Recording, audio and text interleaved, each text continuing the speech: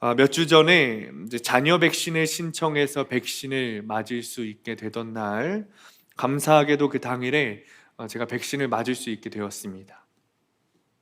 백신을 맞으면 열이 나고 근육통이 심하게 온다라는 소식을 제가 소문을 들어서 지레 겁을 먹고 백신을 맞기도 전에 약을 2알이나 먹었습니다. 백신을 맞고 처음에는 괜찮은 듯 하더니 새벽이 되니까 막 열이 오르고 근육통이 막 심하게 오는 겁니다. 다음 날까지 몸을 도저히 움직일 수 없을 정도로 그렇게 앓았습니다. 병에 걸리지 않기 위해서 제가 백신을 맞았는데, 이 백신을 맞고 아프다는 것이 조금 아이러니하기는 했습니다. 그런데 또 저에게 드는 생각은, 이렇게 아픈 것이 지금 요 며칠 앓고 끝나면 참 다행인데, 계속되고 평생토록 이렇게 아프다면 내 삶이 제대로 이루어지지 않고 말 그대로 살아도 사는 것이 아니겠구나라는 마음이 제 안에 드는 거죠. 우리는 때때로 갑작스러운 죽음을 보게 되고는 합니다. 갑작스러운 죽음은 주위에 있는 사람들을 당황스럽게 하고 슬픔에 잠기게 합니다. 그 죽음이 나의 가족이거나 나의 가까운 사람의 일이라면 더더욱 그렇죠. 며칠 전 덕평에 있는 택배 물류센터에서 불이 났습니다. 그리고 화재 진압에 나섰던 고 김동식 구조대장은 갑작스러운 죽음을 맞이했습니다. 그리고 물류센터의 지붕뿐만 아니라 고 김동식 구조대장의 가족들의 마음도 함께 무너져 내렸습니다. 이런 죽음은 우리를 두려움에 빠뜨리게 합니다. 사랑하는 사람이 죽었다는 사실에 슬퍼하는 것을 넘어서서 믿지 못하고 받아들이지 못하는 상태까지 이르게 합니다. 고통과 고난은 왜 있는 걸까요? 하나님께서는 우리를 사랑하신다고 말씀하시면서 우리에게 왜 고통과 고난을 허락하신 걸까요? 오늘 본문에는 여러 사람이 나옵니다. 오늘 말씀을 들으실 때 이 사람들 중에 나는 어떤 사람일까? 어떤 사람과 나의 모습이 좀 같을까 생각하시면서 들어보시기를 바랍니다. 오늘 본문 말씀에는 앞서 말씀드렸던 것처럼 슬픔이 가득 차 있습니다. 함부로 위로할 수 없고 무언가 말을 꺼내기 어려울 정도의 슬픔이 가득 차 있습니다. 한 사람은 12년간 혈루증이라는 병에 걸린 여인이었고, 또 한 사람은 12살이라는 아주 어린 나이에, 꽃다운 나이에 생을 마감한 소녀와 그의 사랑하는 아버지 회당장 야이로입니다. 당시 그들의 마음은 어떠했을까요? 혈루증이라는 것을 찾아보니 여자의 신체 부위 중 하나인 자궁에서 계속해서 피가 나고 흐르는 병이라고 합니다. 이 병은 고치지 못하고 오래되면 암으로 변하는 아주 위중한 병입니다. 그런데 이 여인은 12년이라는 세월을 그렇게 보냈으니 그 병은 악화될 대로 악화되었을 겁니다. 도대체 이 여인은 12년이라는 세월을 어떤 마음으로 견디어왔을까요? 우리가 그 마음을 좀 헤아릴 수 있을까요? 12살이라는 꽃다운 나이에 죽은 소녀의 마음은 우리가 헤아릴 수 있을까요? 하고 싶은 것도 배우고 싶은 것도 많고 아직 해야 할 것도 많고 이 세상의 모든 것이 재밌고 행복해야 할 나이인데 죽음을 맞이한 이 소녀의 마음은 우리가 헤아릴 수 있을까요? 그렇다면 그녀의 아버지 야이로의 마음을 헤아릴 수는 있을까요? 이 세상에서 가장 위로하기 어렵고 무언가 말을 꺼내기가 어려운 것이 자녀의 죽음입니다. 자녀의 죽음을 본 아버지의 마음, 부모의 마음은 겪어보지 않고는 도저히 가늠할 수 없다고 말합니다. 사랑하는 딸이 숨이 멎은 채 자신의 침대에 고이 누워있는 모습을 보는 아비의 마음은 경험하지 않고는 도무지 가늠할 수 없는 겁니다. 이들의 고통은 누가 더 크고 작고를 표현할 수 없습니다. 그 고통 앞에서는 누구나 무너지게 마련이겠지요. 우리의 처지를 옆에서 위로하는 이가 아니라 이 당사자들이라고 한번 생각해 봅시다. 이 고통이 여러분 가운데 있다고 한번 생각해 보세요. 우리는 무슨 일을 할 수 있었을까요? 신앙적으로 생각해 본다면 이 고통이 우리에게 닥쳤을 때 과연 우리는 우리의 믿음을 잘 지킬 수 있었을까요? 지금도 간단한 시련과 문제의 어려움 가운데 우리는 믿음을 사용하지 못하고 믿음이 없었다는 듯 행동하는데 말입니다. 그런 우리가 본문의 상황에 닥쳐 있는 이 세 사람 중 하나라면 이 고통을 정말 정면으로 마주할 수 있었을까요? 마음으로는, 지금의 생각으로는 그렇게 할 수 있다고 여겨질 수 있겠지만 막상 상황에 우리가 닥친다면 결코 쉽지 않을 겁니다. 고통이라는 것은, 괴로움이라는 것은 우리 손에 나는 작은 손가시 하나일지라도 그것이 내 것이 되면 누구보다 괴롭고 고통스럽기 때문이죠. 그러니 믿음을 사용하기는커녕 무너지고 마는 것이죠. 그렇다면 오늘 본문에 나오는 사람들도 우리의 모습과 같았을까요? 설교서론에 오늘 본문의 주인공들 중에 누가 우리의 모습과 닮았을까 생각해 보시면서 제가 좀 들으시라고 말씀을 드렸습니다. 우리 함께 그러니 이 사람들의 모습을 자세히 한번 묵상하고 살펴보도록 하겠습니다. 첫 번째는 혈루병 걸린 여인의 모습입니다. 이 여인의 상태는 아주 구제불능의 상태입니다. 26절에 보니까 이 여인의 상태에 대해서 이렇게 설명합니다. 많은 의사에게 많은 괴로움을 받았고 가진 것도 다 허비했고 아무 효험이 없고 도리어 더 중하여졌더라. 여인의 병은 도저히 이제는 치료할 수 없을 정도로 중해졌습니다. 이 여인은 그 병을 치료하기 위해서 모든 수단을 다 동원했지만 오히려 재산만 다 탕진하고 말았습니다. 오히려 병이 더 심각해졌죠. 그러던 중에 27절을 보니 예수님에 대한 소문을 이 여자가 들은 거예요. 아마도 좋은 소문이었겠죠. 이 소문으로 하여금 이 혈루병 걸린 여인은 예수님의 옷자락만 만져도 내가 나을 수 있겠구나라는 믿음이 생겼던 것 같아요. 아마도 그 좋은 소문은 자신과 같이 중한 병에 걸린 사람들이 예수님을 만지고 나니 그 병에서 치유되었다라는 그런 소문이었겠죠. 이 여인에게 믿음을 가지게 한 것은 그녀의 주관적인 상상이 아니라 그녀의 귀에 들려온 예수님에 대한 소식, 복음이었습니다. 예수님의 복음이 그녀에게 준 믿음의 발로 예수님께 달려가게 했습니다. 예수님의 복음이 그녀에게 준 믿음의 손으로 예수님의 옷자락을 잡게 했습니다. 29절에 보니 이 여인은 병이 즉시 나았다고 합니다. 그리고 그 사실을 여인과 예수님이 동시에 아셨던 것 같아요. 그리고 예수님께서는 더 나아가 여인의 믿음을 통해 자신에게 손을 대었고 즉각적인 치유의 능력이 자신에게서 나가 죽음의 병을 치유했다는 사실을 아셨습니다. 그리고 주님은 그 사실을 자신들을 애워싸고 있는 다른 이들에게 알리고자 누가 나를 만졌느냐라고 물으신 거예요. 예수님의 질문과 여인의 대답을 통해 그를 애워싸고 있는 무리들이 믿음에까지 도달하도록 주님께서 말씀하신 것이죠. 다음은 회당장 야이로의 딸입니다.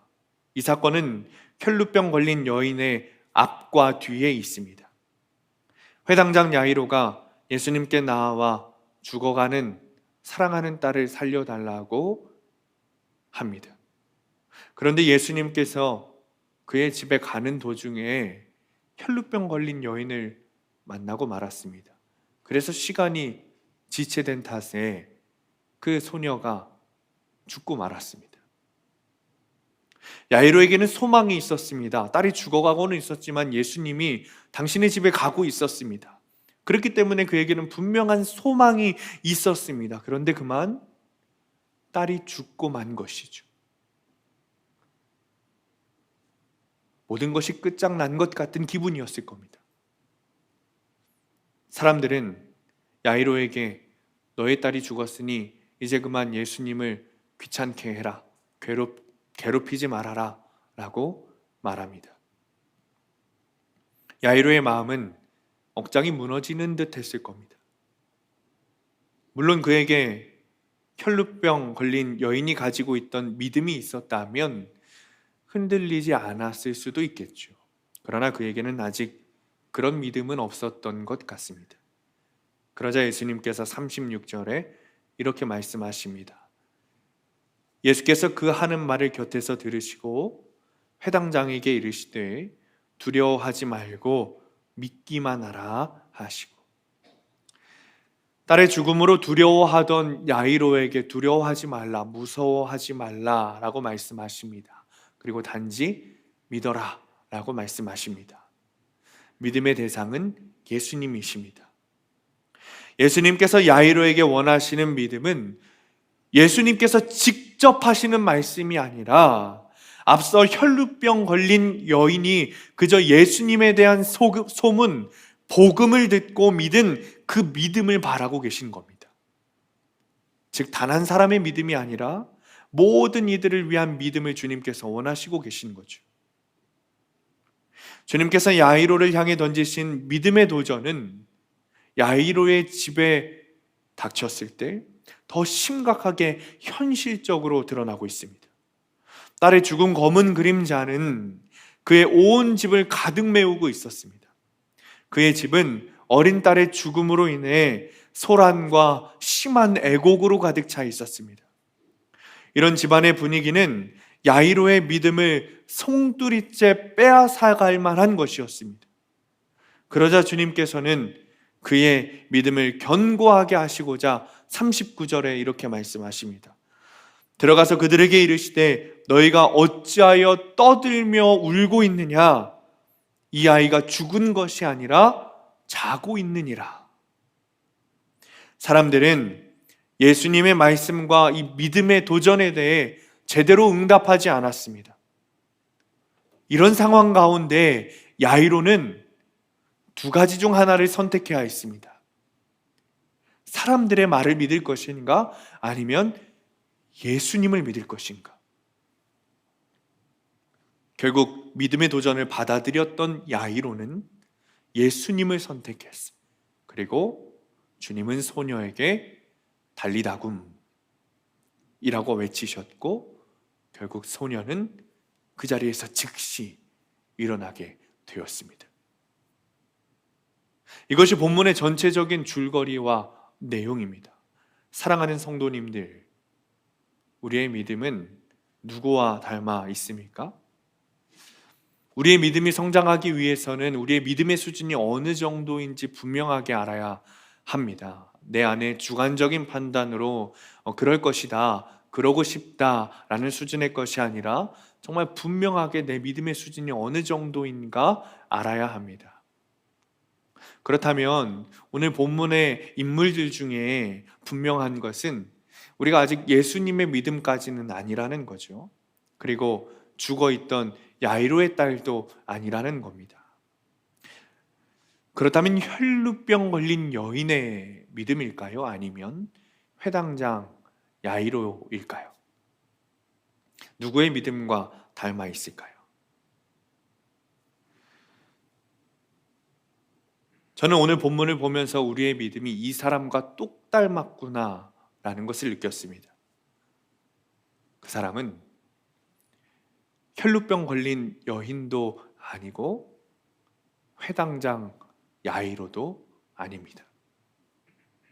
그 사람은 바로 예수님 옆에 있던 혈루병 걸린 여인과 회당장 야이로 옆에 있던 군중들이었습니다.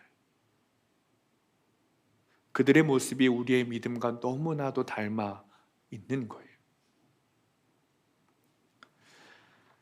여러분, 요즘 재밌게 보시는 TV 프로그램이 있습니까? 저는 예전에는 예능도 좀 잘 보고 드라마도 참 좋아했는데 요즘에는 잘 보지 않습니다. 자주 보는 것을 굳이 뽑자면 유튜브라는 그 플랫폼에서 10분 정도 하는 그 웹드라마를 잘 봅니다. 이 중소기업에 관련된 이야기인데 그 이야기를 굉장히 현실적으로 고증을 잘하고 재밌게 편집해서 일주일에 한 편 정도 올라오는 드라마입니다. 근데 이 10분이라는 짧은 시간 동안 얼마나 그렇게 재밌게 편집을 하고 연기를 하는지 그것을 잘 봅니다. 제가 TV 드라마를 즐겨볼 때 가장 좋아했던 드라마가 뭐냐면 사극 중에 선덕여왕입니다. 여러분 아시죠? 제가 인터넷에 찾아보니까 43.6%인가 시청률이 거기까지 나왔더라고요. 저는 그 중에서 주인공 선덕여왕이나 그 김유신 장군보다 고현정 씨가 연기했던 미실, 그리고 김남길 씨가 연기했던 그 비담이라는 캐릭터를 더 좋아했습니다. 이유는 그겁니다. 그 선덕여왕과 김유신은 너무 평온합니다. 그리고 너무 예상할 수 있는 그런 성격의 소유자들입니다. 그런데 이 미실과 비담은 좀 달랐어요. 한 회차의 드라마에서도 보여주는 성격의 높낮이가 얼마나 큰지 모릅니다. 막 회차의 시작에는 울면서 시작했는데 끝날 때는 웃으면서 끝나고, 웃으면서 시작했는데 울면서 끝납니다. 특히 이 고현정 씨의 연기는 어떤 때는 울고 있는데 막 웃습니다. 웃고 있는데 막 우는 연기를 하는 거죠. 너무 재밌는 겁니다. 그리고 그들의 연기가 얼마나 대단한지 그 드라마를 보고 있을 때면 그 사람들이 울 때면 같이 울고 웃을 때면 같이 웃고 막 신날 때면 같이 신나하고 하는 제 모습을 봤습니다. 그들의 연기에 따라 우리가 가지는 마음도 막 분단위 초단위로 막 바뀌는 거죠. 그런데 여러분, 드라마가 끝난 후에 아이들을 대하고 남편과 아내를 대할 때 미실처럼 행동하고 비담처럼 행동하는 분들이 있을까요? 그런 사람이 있다면 둘 중에 하나입니다. 한 사람은 세상에 이런 일이라는 프로그램에 나와야 하거나 또 한 사람은 저기 병원에 가서 치료를 받아야겠죠. 드라마를 보는 시청자는 드라마가 끝나면 그 세계에 빠져나와서 현실로 돌아가기 마련입니다. 그래야 내 삶을 살 수 있죠. 그런데 문제는 본문에 나오는 예수님 옆에 있고 혈루증 걸린 여인과 회당장 야이로 옆에 있던 사람들 역시 시청자의 마음으로 그들을 보고 있었다는 것이 문제입니다. 그들은 정말 현실 속에서 예수님의 능력을 경험하고 예수님의 복음을 듣고 있는 사람들인데 말입니다. 그들은 전형적인 시청자의 마음으로 예수님을 바라보았습니다. 예수님이 능력을 행하실 때면 같이 기뻐했고 예수님을 따랐습니다. 혈루증 걸린 여인이 예수님을 보기 위해서 예수님의 옷자락을 만지기 위해서 군중들 사이를 헤집고 지나갔다는 말씀이 그것을 잘 보여주는 겁니다. 예수님만 집중해서 보고 있던 거예요. 근데 문제는 그것이 지속되지 않았다는 것이 문제입니다. 그들이 예수님을 따르고 좋아했고 또 경외했던 마음이 정말 실제가 되고 진짜였다면 먼저는 혈루증 걸린 여인이 예수님 곁으로 갈 때 군중들은 자리를 피해주고 오히려 예수님을 만날 수 있도록 도와주었어야 할 겁니다. 그러나 그들은 그런 일을 하지 않았습니다. 그냥 혈루증 걸린 여인을 내쫓지 않은 것만으로 다행이죠. 그 당시 혈루증 걸린 사람은 악하고 부정하다고 여겼기 때문입니다. 그런 이유로 아마 이 여인은 예수님을 만나러 갈 때 얼굴을 천으로 둘둘 둘러싸고 보이지 않게 갔을 겁니다. 그리고 야이로의 딸이 죽었을 때도 마찬가지입니다. 만약 그들의 기쁨과 그들의 믿음이 실제가 되었다면 야이로의 딸이 죽었을 때 야이로에게 선생을 귀찮게 하지 말라, 괴롭히지 말라라고 하지 않았을 겁니다. 오히려 예수님을 야이로의 딸 앞으로 모시고 갔을 겁니다. 예수님은 그런 군중들의 믿음을 이미 알고 계셨습니다. 본문 36절 전반부를 보면 성경에서 이렇게 말합니다. 예수께서 그 하는 말을 곁에서 들으시고, 이 곁에서 들으신다는 말이 뭐냐면 이제 그 군중들이 야이로에게 예수님을 좀 그만 괴롭혀라 라는 말들을 예수님께서 곁에서 들으셨다는 겁니다. 근데 이 말은 조금 잘못 번역된 겁니다. 헬라어 원문으로 보면 이곳에 사용된 헬라어 단어가 파라쿠오라는 단어인데, 이 말은 곁에서 들으시다라는 뜻이 아니고 거부하다라는 뜻입니다. 즉 예수님은 곁에 있던 사람들이 야이로의 딸이 죽었다, 그러니 선생을 괴롭히지 말라라고 하는 말을 들으시고는 그 말을 완고하게 거부하신 겁니다. 더 잘 표현하자면 굉장히 불쾌해하시면서 그 말들을 거부하신 거예요. 예수님은 이미 자신을 따라온 사람들의 마음과 믿음을 너무나도 잘 알고 계셨어요. 그들이 자신을 따라오기는 했지만, 그리고 자신을 위하는 것처럼 예수님을 괴롭히지 말라고 말을 하고는 있지만, 그것은 자신을 향한 진짜 순종, 진짜 믿음이 아니라는 것을 주님은 이미 알고 계셨습니다. 그러므로 그들의 말을 굉장히 불쾌해 하시면서 거부하신 거예요. 저는 오늘 본문을 듣는데, 본문의 말씀을 묵상하고 또 설교를 준비하는데 제 마음이 굉장히 불편했습니다. 저에게 이런 마음이 들었기 때문입니다. 우리의 믿음이 이 혈루증 여인 같으면 얼마나 좋을까? 내가 예수님의 옷자락만 만지더라도 이 병이 나으리라는 믿음이 내게 있으면 얼마나 좋을까? 그 믿음이 우리의 믿음이면 얼마나 좋을까? 그렇지 않더라도 그냥 회당장 야이로 정도의 믿음까지라도 있다면 얼마나 좋을까? 고통 가운데 있을 때, 시련 가운데 있을 때 우리가 조금은 흔들릴지라도 결국에는 예수님을 선택하는 그 믿음이 좀 나에게 있으면 얼마나 좋을까? 그래서 이 마음을 붙들고 기도하는데 주님께서 주님의 마음을 부어주시지를 않는 겁니다. 지금 우리의 상태가 이 사람들의 수준이 아니라는 거예요. 그래서 제가 주님께 물었습니다. 주님, 오늘 본문에 나오는 인물들이 이제 더 이상 없어요. 우리가 예수님 정도의 믿음은 아니지 않습니까? 오늘 본문에 또 누가 있길래 어떤 마음을 붙들고 제가 기도하고 설교를 준비하라는 말입니까? 그랬더니 예수님께서 예수님 곁에 있던 시청자로, 관전자로 있던 이 군중들의 마음을 보여주시는 겁니다. 그리고 저에게 이렇게 말씀하시는 거예요. 혈루증 걸린 여인이 너희들 속으로 들어갈 때 그를 배척하고 모른 척하는 것이 아니라 정말 사랑으로, 믿음으로 그를 품어주고 안아줄 수 있겠느냐? 사랑하는 성도님들, 그러실 수 있겠습니까?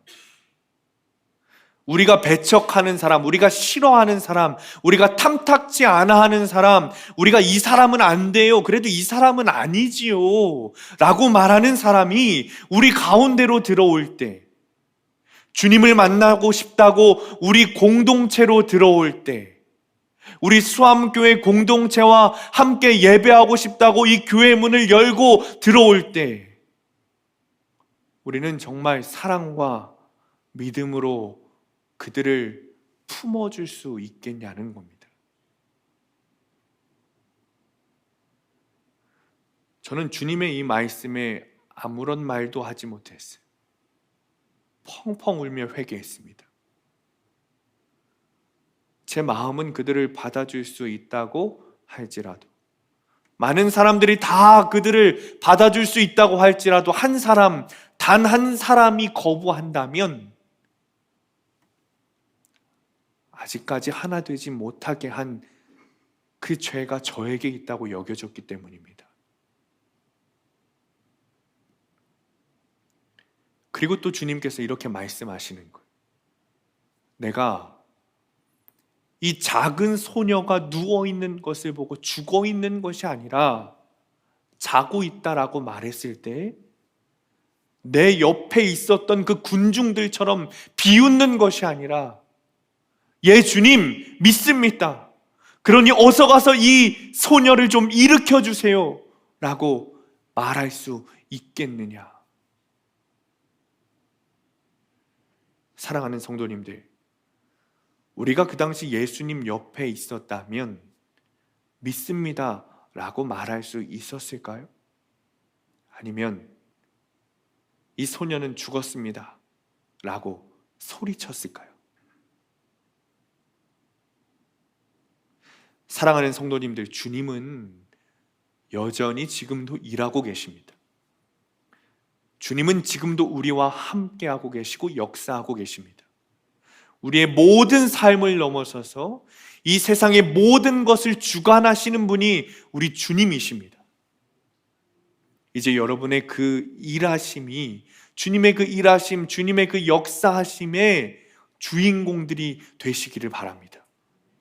더 이상 시청자로, 관전자로 남아있지 마시기 바랍니다. 시청자와 관전자는 주님과 전혀 관계없는 사람들입니다. 주님의 일하심을 보고는 있지만 그 일이 나의 것이 되지 못합니다. 그 시청자의 상태가 계속된다면 우리가 주님 앞에 섰을 때 주님께서 말씀하시기를 나는 너를 도무지 알지 못한다 라고 주님께서 분명히 그렇게 말씀하실 거예요. 사랑하는 성도님들, 우리가 예배 가운데 있다고 해서 주님의 일을 동참하고 주의 일의 주인공이라고 생각하지 마십시오. 당시 예수님의 옆에 있던 사람들도 말 그대로 그 상황에는 참여하고 있었습니다. 그러나 그들은 믿음을 사용하지 못했고 그저 바라만 보고 있었을 뿐입니다. 그러니 그들은 주님의 역사의 주인공이 되지 못하고 시청자로 오늘날까지 남아있는 겁니다. 우리도 마찬가지입니다. 우리가 지금 예배에 참여하고는 있지만 우리가 지금 믿음을 사용하지 못하고 있다면 우리는 예배를 주님께 드리고 있는 것이 아니라 그저 이 예배를 지켜보는 시청자에 불과할 뿐입니다.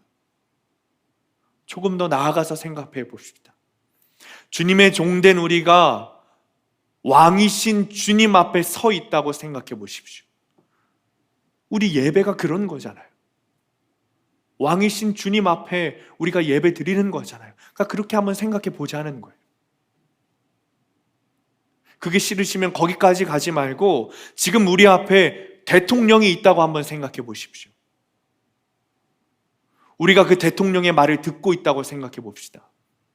우리가 만약 그냥 TV 밖에 있는 시청자처럼 그 이야기를 듣고 있다면 팔짱을 끼거나 다리를 꼬거나 졸거나 대충 이야기를 들을 수 있겠죠. 나와 상관없기 때문입니다. 그런데 바로 앞에서, 내 바로 앞에서 대통령이 말하고 있다고 생각해 보십시오. 그러면 우리가 그런 행동을 지금 할 수 있을까요? 집중해서 대통령이 하는 말을 고개를 끄덕이면서 듣고 리액션하고 대답하고 있었겠죠. 그런데 지금 우리는 누구한테 예배하고 있냐는 거예요. 지금 누구의 말씀을 듣고 있냐는 겁니다. 주님께 예배하고 주님의 말씀을 듣는 시간 아니냐는 것이죠. 우리가 정말 예배의 시청자, 관전자가 아니고 우리의 마음을 다하고 우리의 믿음을 사용하여 예배를 드리고 있다면 지금 우리의 모습은 어떠해야 정상일까요? 사랑하는 성도님들, 주님은 지금도 일하고 계십니다. 우리의 지금 드리는 이 예배를 사용하셔서 일하고 계십니다. 그렇다면 우리는 이 예배에 정말 믿음으로 반응하고 전심으로 참여해야 합니다. 지금 이 예배에 시청자가 되지 마십시오. 본문으로 돌아옵시다. 본문의 관중들, 시청자들이 아니라 주님의 일하심에 적극 참여했던 주인공들은 모두 주님께 나음을 받았습니다. 주님의 은혜의 선물이죠. 특히 혈루증 앓았던 여인에게 주님은 이렇게 말씀하셨습니다. 34절에 딸아, 네 믿음이 너를 구원하였으니 평안히 가라. 네 병에서 놓여 건강할지어다. 병이 나은 그녀에게 주님께서 평안히 가라 라고 말씀하십니다. 히브리어로 샬롬, 헬라어로 에이레네이죠. 그런데 우리가 주목해야 할 것은 주님께서 이 평안을 여인이 병이 나은 그 다음 후에 주셨다는 거예요. 이것은 두 가지를 의미합니다. 첫 번째는 병이 낫는 것은 좋은 것이지만 평안 자체는 아니라는 거예요. 또 두 번째는 주님께서는 병을 치료하시는 것을 넘어서서 오직 주님만 하실 수 있는 그 평안의 삶을 그녀에게 그리고 우리에게 초청하고 계신다는 겁니다. 사랑하는 성도님들, 주님의 일하심의 가장 궁극적인 것은 우리에게 평안을 주신다는 사실입니다. 소외되고 불안하고 고통이 가득한 삶에서 주님께서는 샬롬, 에이레네, 그 평안을 우리에게 주신다는 거예요. 그리고 이 평안은 여전히 내 삶이 힘들고 지치고 신음 가운데 있을지라도 우리는 샬롬이라고 외칠 수 있어야 합니다. 주님의 평안이 선포되었으니 우리가 어느 상황에 있더라도 우리는 주님의 평안을 기대하며 살 수 있는 존재가 된 것입니다. 혈루병 걸린 여인, 죽어가는 딸을 위해 달려온 야이로 역시 좋을 때, 행복할 때, 괜찮을 때, 내가 좀 살만할 때 주님께 믿음을 드리는 것이 아닙니다. 혈루병 걸린 여인은 많은 사람들이 손가락질 하던 것을 피하며 주님께로 달려왔습니다. 회당장 야이로는 자신의 신분은 잊어버린 채 체면은 다 내팽겨쳐버리고 주님께로 달려온 겁니다. 사랑하는 성도님들, 내 모습이 어떠한지는 중요하지 않습니다. 우리의 모습 그대로를 가지고 주님 앞으로 달려가면 됩니다. 그저 우리는 우리의 믿음만 사용하면 됩니다. 그때 우리에게 주님은 샬롬, 에이레네, 평안을 주실 겁니다. 주님께서 초청하시는 그 평안의 삶에 믿음으로 반응하시고 순종으로 응답하시기를 간절히 축원합니다. 기도하겠습니다.